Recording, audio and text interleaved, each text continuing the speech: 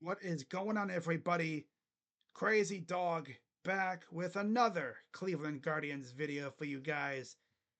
And earlier today, the MLB officially announced the finalists for the Big Time Awards. And by Big Time Awards, I'm talking about MVP, the biggest of them all, of course, Cy Young, Manager of the Year, and Rookie of the Year. Now, as far as the Guardians go, they are nominated or they are finalists for two of them, Manager of the Year and Cy Young. As earlier today, it was officially announced Stephen Vogt is a finalist for Manager of the Year. And as far as who he's going up against, well, let's just say no matter what, that award will be coming to the AL Central, as it is Matt Quatrero and AJ Hinch who are the other two finalists. Now, if you ask me, not being biased, I think it'll go to Stephen Vogt, right? The Guardians were not expected to do anything this year. First time manager, not just the first year, first time. Here we go out and win 90 plus games and win our division. Yeah, if you ask me, it should be Stephen Vogt. But that's just me, though, right? I'm just a fan. And then, of course, this one we knew all along. Emmanuel Clase is a finalist for the Cy Young. Now, who he's going up against, of course, Tarek Skubal. And I didn't actually expect this, but Seth Lugo. Yeah, Seth Lugo is the other finalist. And if you ask anybody else, they'll say, okay, so it's just down to Seth Lugo and Emmanuel Clase for who will finish in second behind Tarek Skubal. It's probably going to be Tarek Skubal winning the Cy Young.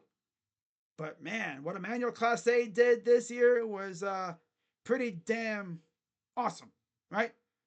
I mean, 74 games, 47 saves, 0.61 ERA. Like, he rarely gave up any runs at all, let alone homers. Of course, the homer luck ran out in the playoffs, as we saw. In fact, you could say he turned into a pumpkin in the playoffs for the most part. Granted, he was facing his kryptonite in the Yankees in the ALCS, but against the Tigers, he was pretty good. Other than that homer to Kerry Carpenter. Other than that, he was really good. Right? He was locked down. He was as reliable as you'd want him to be. Right? And it's kind of funny because you want to talk about a coincidence. Austin Hedges was here, right? When we first brought in Clase as our closer. And Clase was phenomenal. Of course, Hedges leaves and goes to Texas in 2023. And what do you know? Clase has one of the worst years probably of his career. Yeah, for sure. Like, he was blowing saves left and right. He was bad. So, this past season, they bring back Hedges, and look at that. Talk about a redemption. Clase goes out there and is again one of the best closers in the league. If not the best closer in the league. I mean, his numbers are insane. 4-2 record, 0.61 ERA. I still can't believe that. 4.4 WAR. It was to the point where when this dude came in, you might as well say game over. Right? It was like, yep, game over. We got this. We got this. I mean, he was 1/3 of what I think is, or was, the nastiest back end of a bullpen in the league. Smith, disgusting. Gaddis, stud. Clase, nasty. Filthy. Rated R. Oh, man. But yeah, I think Clase is probably going to finish second. It's just kind of funny how you have a closer against two starters, right? Of course, Clase made it farther in the playoffs than the other two. He actually beat Scooble. Not him personally, but his team did. But yeah, so we got a Manager of the Year finalist and a Cy Young finalist. So we'll see what happens there. before I wrap this video up, I was actually scrolling through some prediction articles like I always do because, of course, there's nothing going on. Like, it is super quiet at this point. It's usually the way it is, though, at the start.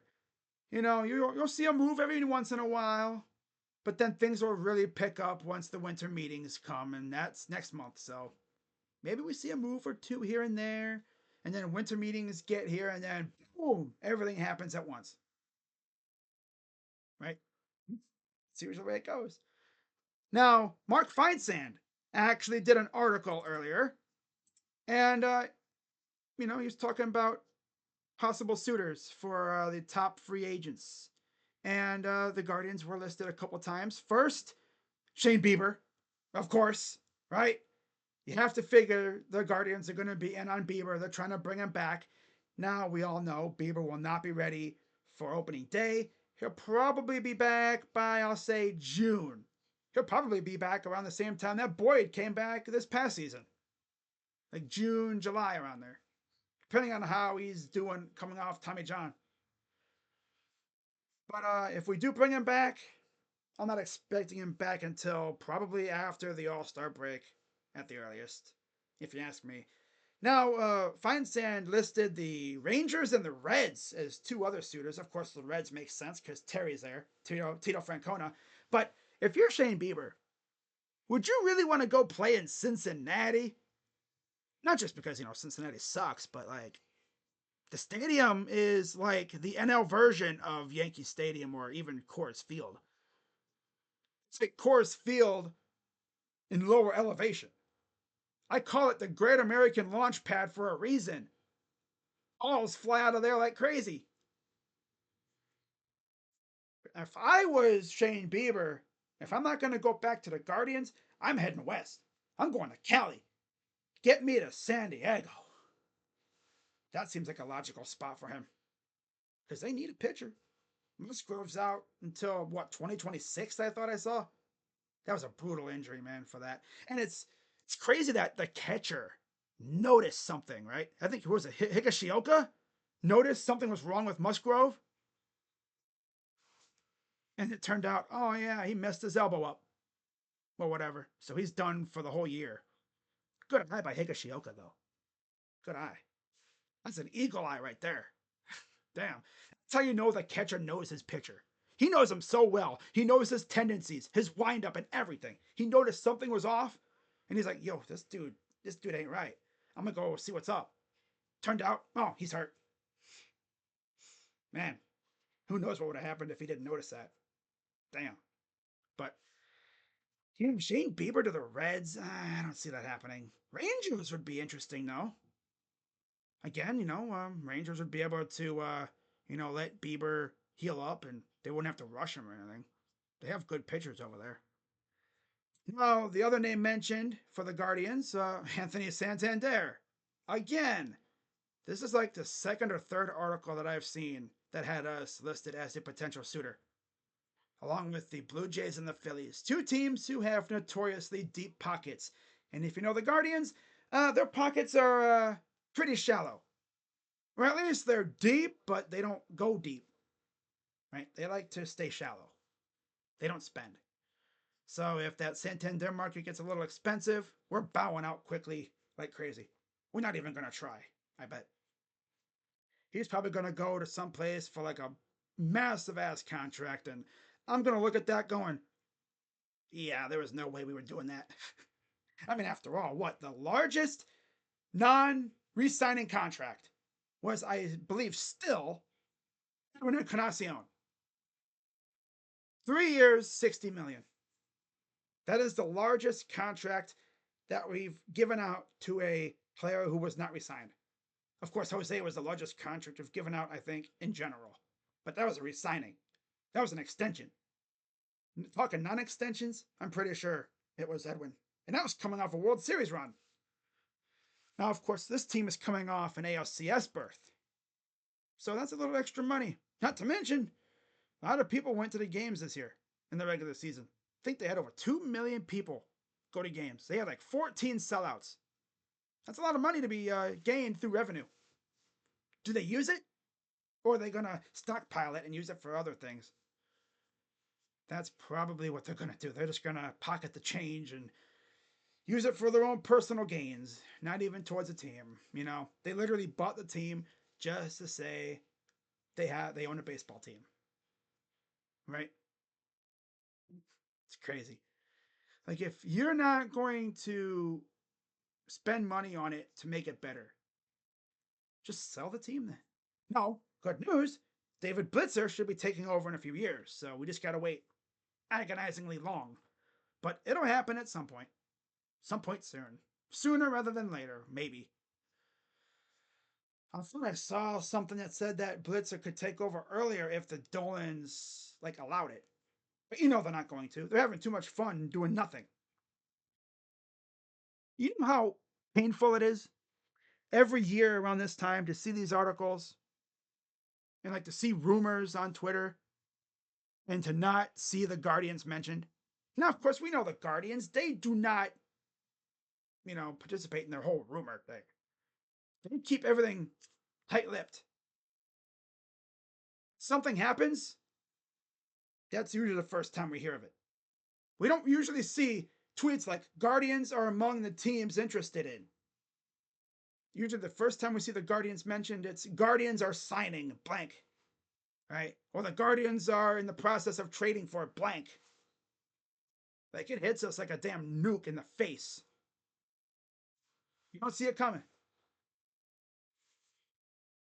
It's freaking sadistic, but that's what they do. They're a very quiet front office. They do not let the rumors leak. Unless the agent leaks it, then yeah. It'll be interesting to see where Santander and Bieber go. I would love Santander. Don't get me wrong, but money. He's going to want a lot of it. Look at the year he just had. Yeah. 44 homers, 102 RBIs, and his 814 OPS was his highest in a 162 game season. Wow. See what happens. So, of course, I'll be keeping my eye on the free agent rumors and stuff that inevitably come out soon. See if we bring home some awards. Maybe Stephen Vogt wins Manager of the Year. Of course, we did bring home a couple Gold Gloves. Good job, Andres and Steven. Two absolute studs, right? Gotta love it. But yeah, I'd like to see us go out and maybe spend some money, right? We got Austin Hedges. That's all we need. That's exactly what they're gonna say. Don't worry, guys. We got Austin Hedges. Yeah. By the way, for those wondering how much we paid for Hedges, same contract as last year. 1 year, $4 million. Swear to God, if that's the only money we spend on a free agent this year again.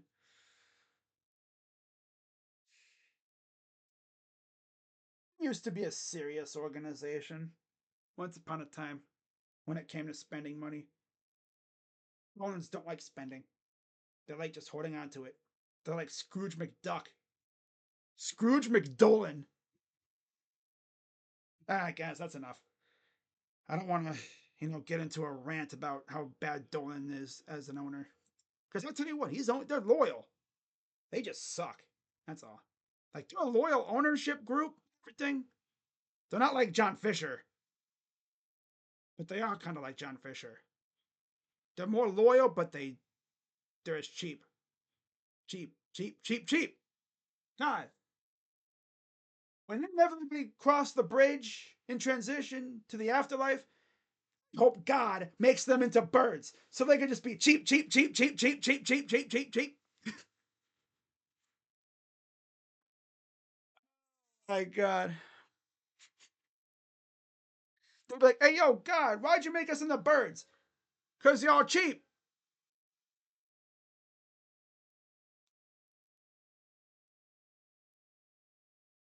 I'll stop. All right. I'm done. I'm done. I'll see you guys later. With that being said, go Guardians. I'm Crazy Dog, and I'm out.